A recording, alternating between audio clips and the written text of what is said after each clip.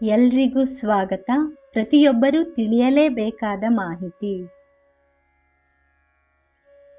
ಪೂರ್ವಕ್ಕೆ ತಲೆ ಇಟ್ಟುಕೊಂಡು ಮಲಗಿದರೆ ಅದೃಷ್ಟ ಲಭಿಸುತ್ತದೆ ಮತ್ತು ಧನಪ್ರಾಪ್ತಿಯಾಗುವುದು.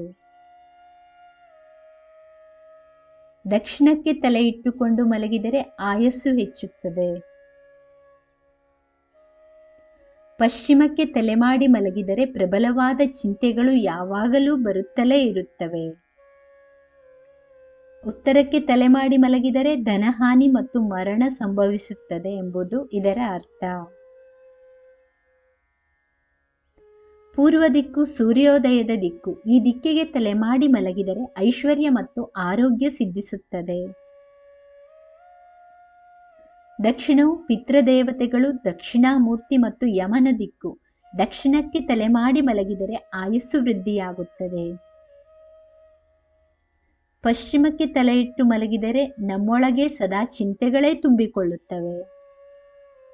ಉತ್ತರಕ್ಕೆ ತಲೆ ಇಟ್ಟು ಮಲಗುವುದರಿಂದ ಧನಹಾನಿ, ಮಾನಹಾನಿ, ಆರೋಗ್ಯ ಹಾನಿ ಮತ್ತು ಪ್ರಾಣಹಾನಿಗಳು ಸಂಭವಿಸುತ್ತವೆ.